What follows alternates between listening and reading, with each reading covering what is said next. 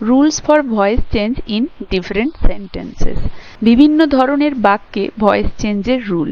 Voice চেঞ্জের ওপরে এর আগে আমি তোমাদের দুটো ক্লাস অলরেডি করিয়েছিলাম, পার্ট 1 এবং পার্ট 2। যারা যারা দেখোনি অবশ্যই ক্লাসগুলো গিয়ে দেখে আসবে। ভিডিওর লিঙ্ক আমার ডেসক্রিপশন বক্সে দেওয়া আছে, তাহলে তোমাদের বুঝতে সুবিধা হবে। আজকের ক্লাসে আমি তোমাদের ডিফারেন্ট সেন্টেন্সে ভয়েস চেঞ্জের যে রুল সেটা নিয়ে আলোচনা করে দেব। এর আগের ক্লাসে আমি তোমাদের ইন্টারোগেটিভ সেন্টেন্সে ভয়েস চেঞ্জ কিভাবে হয় সেটা শিখিয়েছিলাম। আজকের ক্লাসে আমি তোমাদের আরো কয়েক প্রকার সেন্টেন্সে ভয়েস চেঞ্জ কিভাবে হবে সেটা আলোচনা করে দেব। তো দেখো, প্রথমেই আসছে কমপ্লেক্স সেন্টেন্স। কমপ্লেক্স সেন্টেন্সে ভয়েস চেঞ্জ কি বলেছে? Convert both clauses. কমপ্লেক্স সেন্টেন্সের ক্ষেত্রে ভয়েস চেঞ্জ করতে গেলে দুটোই যে ক্লজ থাকবে। কমপ্লেক্স সেন্টেন্স মানে কি? একটা মেইন ক্লজ থাকবে এবং এক বা একাধিক সাবঅর্ডিনেট ক্লজ থাকতে পারে, এবং সেক্ষেত্রে দুটো ক্লজকেই আমাদেরকে কনভার্ট করতে হবে।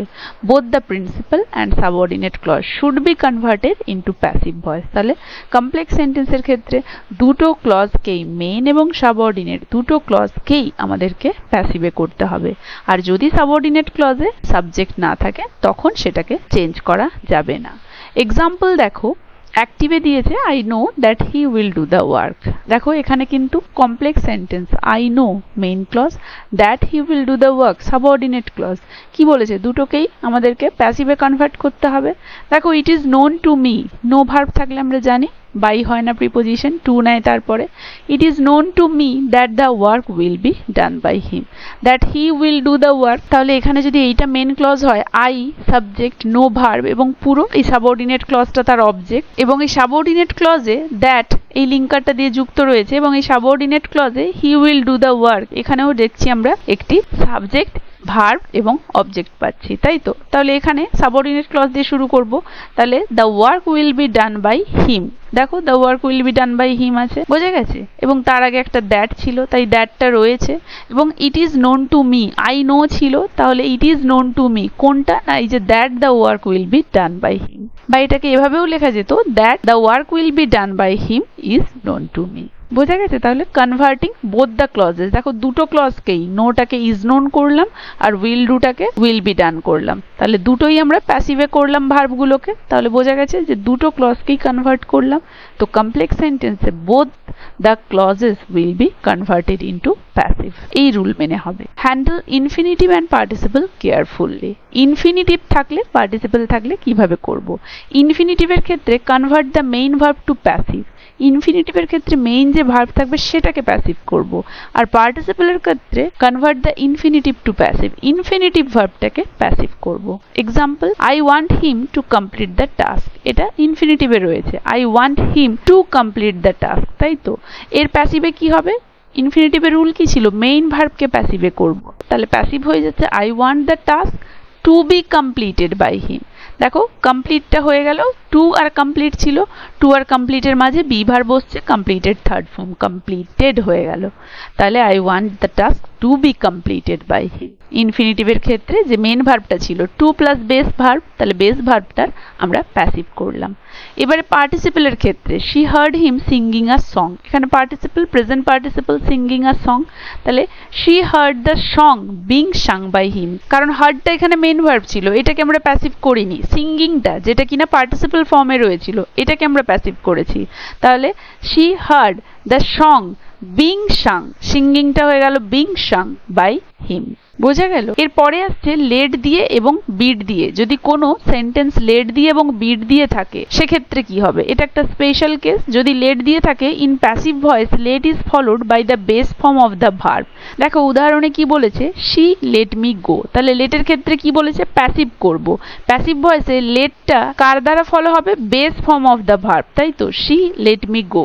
তাহলে এখানে শি লেট মি মানে আই ছিল, আই ওয়াজ লেট গো। দেখো, লেটের পরে base form of the verb হয়েছে, লেটের পরে base form of the verb বসিয়ে আমরা প্যাসিভ করছি।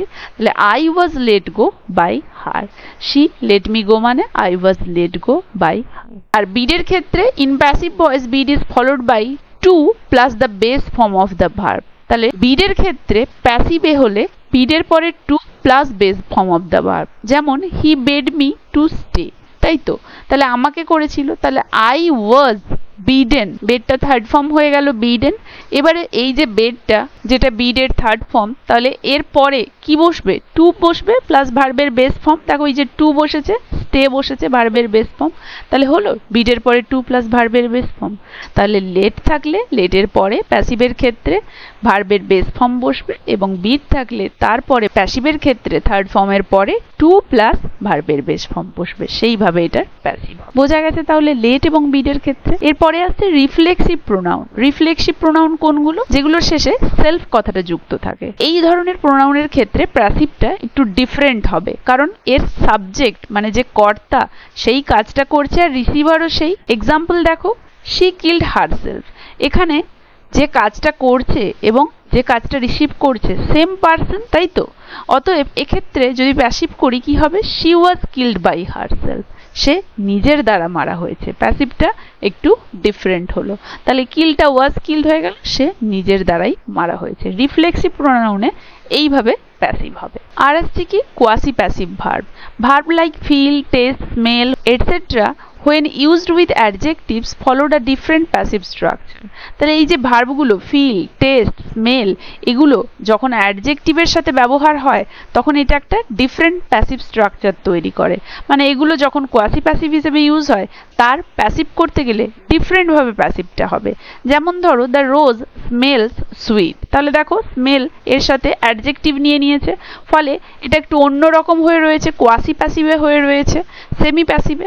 তো এটাকে সেমি প্যাসিভ মানে কি? এটা অ্যাক্টিভে রয়েছে কিন্তু মনে হচ্ছে যেন প্যাসিভ, কিন্তু প্যাসিভ নয়, এর প্যাসিভ করতে হবে। তো এই ভার্বগুলোকে প্যাসিভ করলে হবে, the rose is sweet when it is smelled.